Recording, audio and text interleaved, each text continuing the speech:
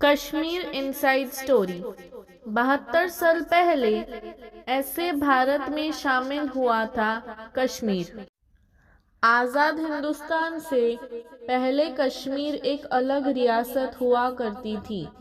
तब कश्मीर पर डोगरा राजपूत वंश के राजा हरि सिंह का शासन था। डोगरा राजवंश ने उस दौर में पूरी रियासत को एक करने के लिए पहले लद्दाख को जीता था। फिर 1840 में अंग्रेज़ों ने कश्मीर छीना। तब 40 लाख की आबादी वाली इस कश्मीर रियासत की सरहदों की अफ़गानिस्तान, रूस और चीन से लगती थी। इसलिए इस रियासत की खास अहमियत थी। फिर 1947 में आज़ादी के बाद तब पाकिस्तान नया नया बना था। अब एक तरफ हिंदुस्तान था तो दूसरी तरफ पाकिस्तान, और बीच में ज़मीन का ये छोटा सा टुकड़ा कश्मीर, एक आज़ाद रियासत। और यहीं से शुरू होती है दास्ताने कश्मीर। 70 साल पहले एक कबायली हमला जो खत्म हुआ 1 साल 2 महीने 1 हफ्ते और 3 दिन बाद, जिसने बदल दी जन्नत की सूरत, जिसने जन्नत को जहन्नम बनाने की बुनियाद रखी, जिसने पहली बार मुजाहिदीन को पैदा किया, जिसने कश्मीर की एक नई कहानी लिख डाली।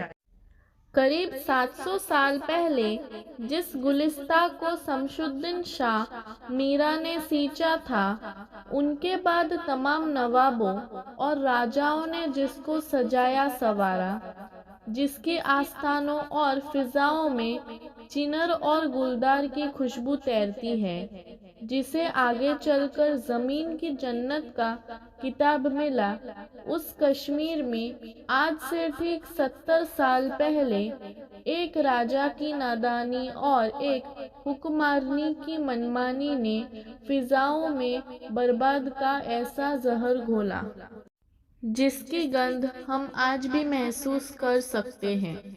मेरा मुल्क तेरा मुल्क, मेरी ज़मीन तेरी ज़मीन, मेरे लोग तेरे लोग।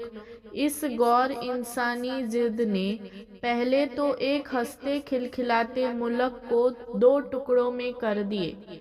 लाखों लोगों को मजहबी के नाम पर मार डाला गया और फिर उस जन्नत को भी जहन्नुम में बदल दिया गया, जिसके राजा ने बड़ी उम्मीदों के साथ अंग्रेज़ों से अपनी रियासत को हिंदू मुस्लिम की रियासत से दूर रखने की गुजारिश की थी, मगर उनकी रियासत की सरहदों के नज़दीक बैठे मुसलमानों के लिए पाकिस्तान बनाने वाले कायदे आज़म मोहम्मद अली जिन्ना कश्मीर की इस आज़ादी के लिए तैयार नहीं थे।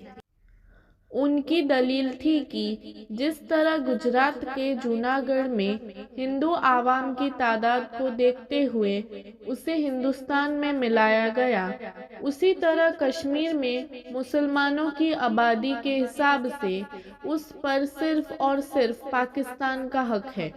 अपनी इस जिद को मनवाने के लिए जिन्ना ने कश्मीर के महाराज हरि सिंह पर दबाव बनाना शुरू कर दिया और कश्मीर को जाने वाली तमाम ज़रूरी चीज़ों की सप्लाई बंद कर दी।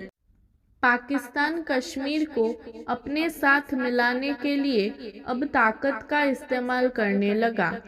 महाराज हरि सिंह अकेले उनका मुकाबला नहीं कर पा रहे थे। अब साफ लगने लगा था कि उनके हाथ से कश्मीर तो जाएगा, साथ ही डोगरा रियासत की आन बान भी खत्म हो जाएगी। कश्मीर घाटी को पाकिस्तान आतंकियों से बचाने के लिए महाराज हरि सिंह ने आखिर तक भारत के साथ मिल जाने का फैसला किया।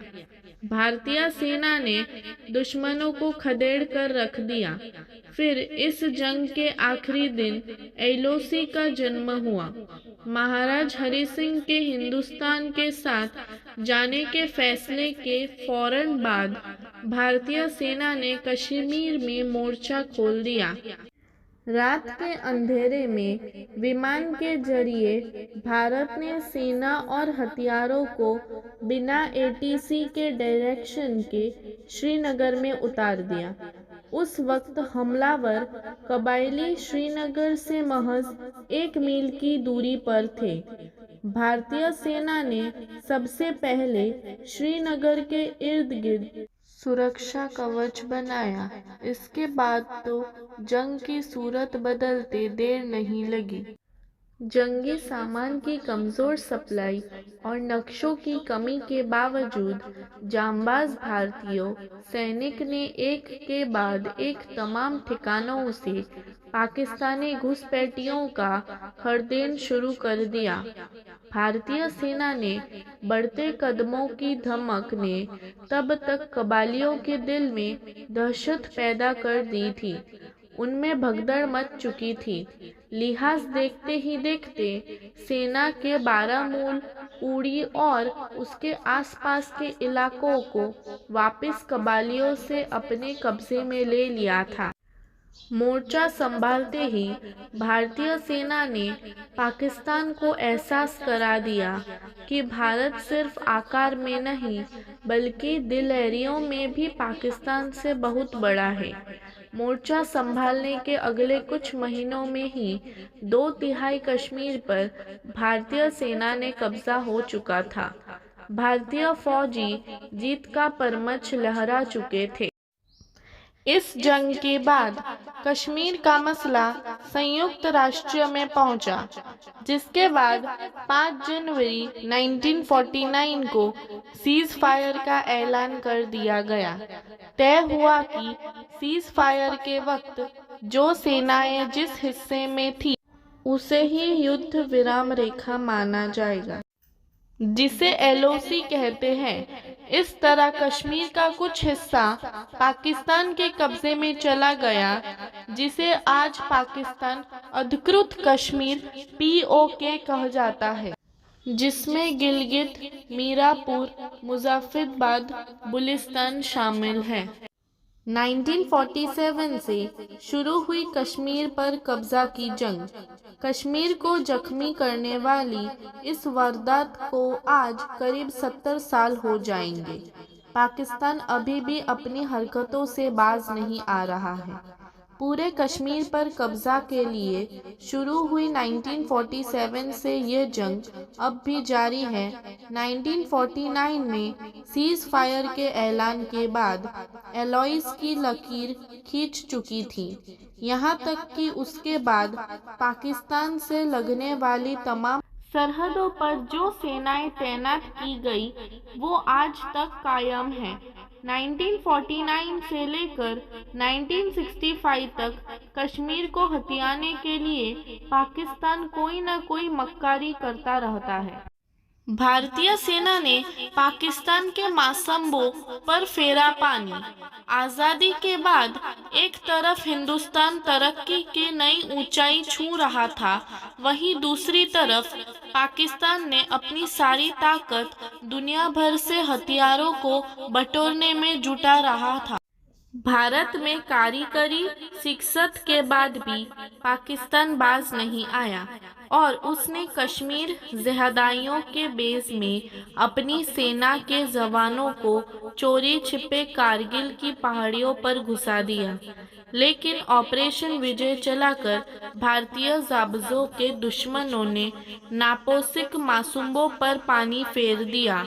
हालांकि पहाड़ियों की ऊंचाई की वजह से पाकिस्तान आतंकियों का सामना करने में भारतीय फौज के सामने कई मुश्किलें आ रही थी, लेकिन भारत ने तोपों की गरज ने दुश्मन के फैसले पस्त कर दिए।